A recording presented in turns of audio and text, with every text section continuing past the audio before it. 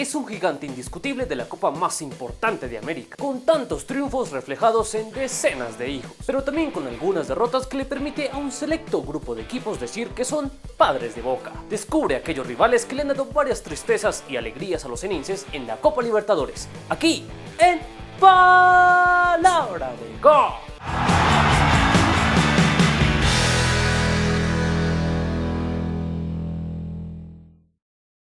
Es un buen tipo, mi viejo. Tenemos que empezar hablando de un flamante miembro, ya que los acontecimientos recientes le permitieron a River entrar al exclusivo club de los padres de Boca en la Libertadores. Para entender un poco más este nuevo fracaso ceneice, te recomiendo que mires esta nota de OneFootball. El enlace lo encontrarás aquí abajo en la descripción, junto con el link de descarga gratis de esta app que te mantiene al tanto de tus equipos y competiciones favoritas. Volviendo al por qué River ya es un padre de Boca en la Libertadores, hay que recordar la historia del superclásico en esta competencia, cuyo primer encuentro se vivió en la edición de 1966. Los primeros dos partidos por la fase de grupos, donde cada uno ganó en su estadio. También ese mismo año se encontraron en la segunda ronda, y allí Boca conseguiría un empate de visitante y una victoria en casa. En el 70 se encontraron otras 4 veces, y en los duelos de la primera fase, Boca fue dominador con 2 triunfos. Pero en la segunda River salió mejor parado, con una victoria y un empate. En el 77 hubo otro superclásico en primera ronda. Allí Boca cosecharía un triunfo en casa y un empate en el Monumental. En el 78 el dominio también fue para el azul y oro, que empató en casa y se llevó un triunfo de visitante. Pero en el 82 el balance sería para River, que sacó un punto de la Bombonera y un triunfo en su casa. En el 86 se extendió el dominio de River, que dominó en el doble cruce de la primera fase, consiguiendo un empate de visitante y un triunfo en el Monumental. Y el cara a cara del 91 sería todo para Boca, que logró una gran remontada en casa y luego asaltó el Monumental con un 2-0. Luego comenzaron los duelos en el mata-mata, el primero en los cuartos del 2000, donde River se impuso en casa, pero Boca en una noche de ensueño goleó y remontó en la Bombonera. En el 2004 en semis hubo otro superclásico para el recuerdo, donde Boca ganó en casa por la mínima. Y en la revancha, un partidazo en el Monumental, con 2 goles sobre el final, obligó a decidir todo en los penales, donde Boca fue el más acertado. Luego no se volvieron a encontrar, sino hasta los octavos del 2015, donde River se impuso en casa. Pero aquel incidente del gas pimienta en la revancha en la Bombonera empañó una serie que se tuvo que definir en los escritorios. Aquellos actos dejaron sus secuelas en el siguiente duelo, que fue en el 2018, y se dio en nada más y nada menos que en la final, la más accidentada de la historia, con un gran partido en la Bombonera que acabó 2-2. Pero las barbaridades que ocurrieron en la previa del duelo de vuelta en el Monumental obligaron a trasladarlo todo a Madrid, donde en otro encuentro con mucha adrenalina, River mostró su jerarquía ganando por 3-1. Y la historia de momento se cierra con el episodio más reciente por las semis de 2019, donde River de nuevo mostró su mejor forma en el primer partido con un sólido 2-0, mientras que en la Bombonera Boca solo le alcanzó para hacer un gol. Victoria que los números le da un mejor balance a Boca, pero que en los duelos de eliminación directa la cosa cambia, con 6 victorias para River y 3 eliminaciones a Boca, lo que le da al equipo millonario un lugar entre los padres de los ceneices en la Copa Libertadores. Es un buen tipo, mi viejo. A Chivas le bastó con 2 encuentros para entrar en la exclusiva lista de los padres de Boca en la Copa Libertadores, con 2 partidos que dejaron una marca imborrable. El escenario fueron los cuartos de final de la edición del 2005, donde en la ida jugada en el Estadio Jalisco ocurrieron una de las mejores presentaciones que se recuerde de un equipo mexicano en la Copa Libertadores. Pues en aquel duelo, el rebaño sagrado arrolló al equipo argentino con una paliza de 4-0. Ya en la vuelta, en la Bombonera, Chivas defendió bien la ventaja, hasta que la bronca y la impotencia se apoderaron de un equipo y de un estadio, que se ensañó con el club mexicano y sobre todo con el Bofo Bautista, protagonista exclusivo de aquella noche, pues sus provocaciones generaron el descontrol y uno de los mayores escándalos en la historia de esta competencia, y que terminó con el partido suspendido. Y el 0-0 final fue el cierre de una eliminatoria que le dejó un amargo recuerdo a Boca enfrentando a Chivas. Es un buen tipo, mi viejo. Independiente del Valle, en el único cara a cara que tuvo con Boca, aprovechó al máximo para ser un padre de los ceneices que aborrecen recordar lo sucedido en las semis del 2016. Pues el sorprendente conjunto ecuatoriano, desde el juego de ida en Quito, mostró su atrevimiento y rebeldía, derrotando a los argentinos con una remontada que dejó un 2-1 de cara a la revancha. Muchos contaban con la mística de la Bombonera para darle la vuelta al resultado, pero la magia la puso el irreverente equipo rayado, que no le perdonó los errores a Boca. En una actuación categórica, silenció a la casa de los argentinos con un 3-2, resultado que acabó con las ilusiones del azul y oro en aquella edición, donde a Independiente del Valle le bastó para formar una joven pero vigente paternidad. Es un buen tipo, mi viejo. México muchas veces ha sido un terreno hostil para Boca, algo que Toluca se encargó de demostrar cada vez que se cruzó con los ceneices. El primer cara a cara fue por la fase de grupos del 2007, donde los Diablos Rojos en casa le propinaron una derrota al Azul y Oro de 2-0, pero en la vuelta el club argentino se desquitó con un contundente triunfo de 3-0. 6 años después se repitió este duelo en la fase de grupos. Allí Toluca afianzaría su dominio primero asaltando la Bombonera, remontando y ganando por 2-1, y luego en suelo mexicano el triunfo sería para los rojos, que se impusieron por 3-2, lo que de momento los hace como uno de los únicos equipos que tienen un registro positivo tan marcado en la Copa Libertadores ante los ceneices. Es un buen tipo, mi viejo. Pero el peor rival para Boca en la Copa Libertadores viene de Paraguay, y ese es Olimpia. El primer cruce con el franqueado fue en la Copa de 1963, y en Asunción los paraguayos se impondrían por la mínima, pero en la vuelta el ceneice se desquitaría con una goleada de 5-3. El siguiente doble cruce sería el más trascendental, fue por la final del 79, donde Olimpia hizo los deberes en casa, ganando por 2-0.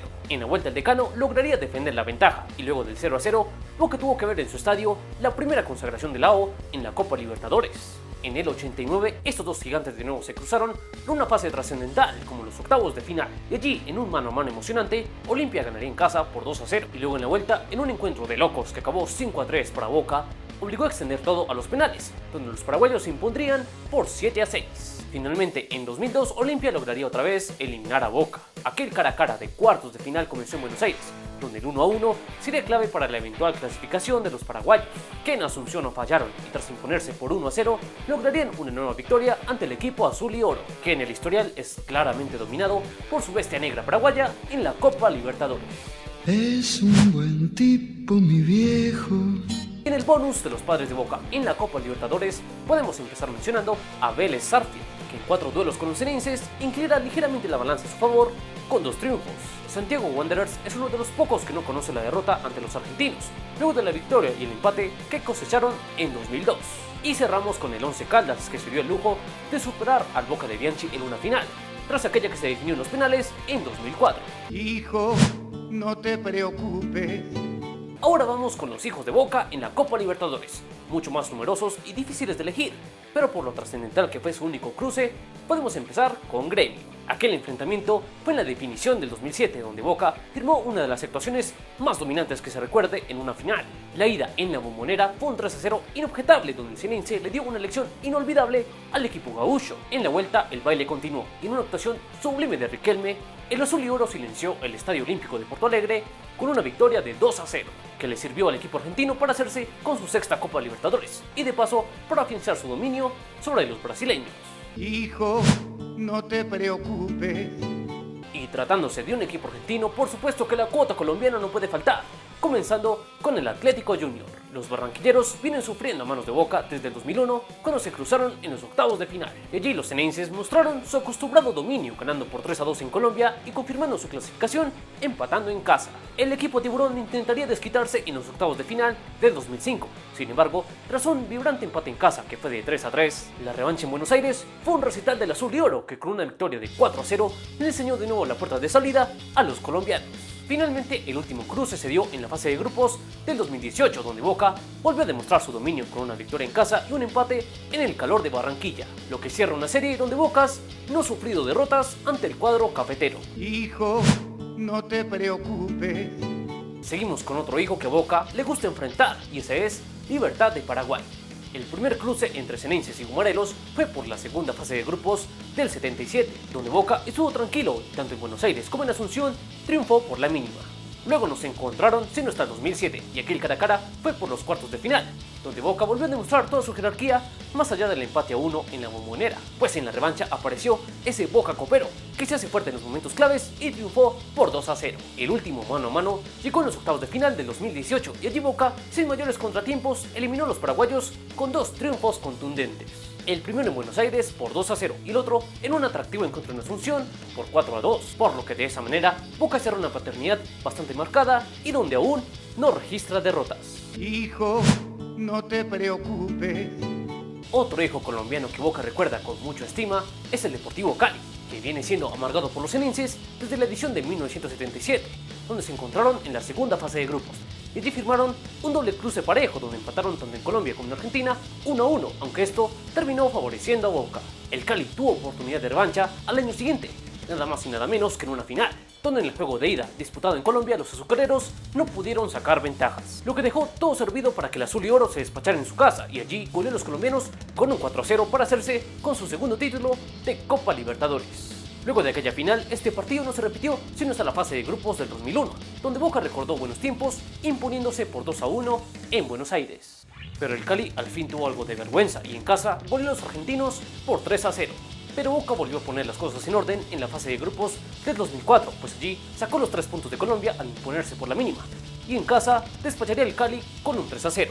El último antecedente ocurrió en la fase de grupos del 2016, donde primero empataron a 0 en suelo cafetero, pero en la Bombonera, Boca destrozaría al Cali con una paliza de 6-2, gran victoria que cierra uno de los historiales más favorables para los xenenses en la Copa Libertadores. Hijo, no te preocupes. Pero el hijo mimado de Boca por lejos es Peñarol, que en 10 partidos no ha podido asegurar la victoria ante los xenenses. El primer duelo llegó por allá en 1963, donde las semis presenciaron este gran duelo rioplatense, donde Boca asaltó a Montevideo con un 2-1, y luego en la Bombonera un gol sería suficiente para eliminar a los carboneros y conseguir su pase a la final. El siguiente cara a cara ocurrió en la fase de grupos de 1977, y allí el azul y oro no se complicó y ganó ambos encuentros por la mínima. Más adelante, en la primera fase del 79, se repitió este duelo históricos, donde Boca se quedó con la mejor parte tras triunfar por 1-0 en casa y sacar un empate de su visita a Uruguay. Lo mismo ocurrió en el siguiente doble cruce que fue por la fase de grupos del 86, pero allí Boca sacaría los 3 puntos de visitante y en casa conseguiría un punto. Y el último antecedente ocurrió en el año 2000, donde Boca extendió su dominio y su invicto al empatar a 0 en Uruguay, para luego llevarse un sólido triunfo en casa por 3-1, victoria que termina de concretar la mayor paternidad xenense en la Copa y que convierte a Peñarol en su vieja confiable en la Libertadores. Hijo, no te preocupes. Y de los numerosos hijos que tiene Boca en la Copa Libertadores, podemos resaltar a Montevideo Wanderers, equipo al que ha superado hasta en 5 oportunidades.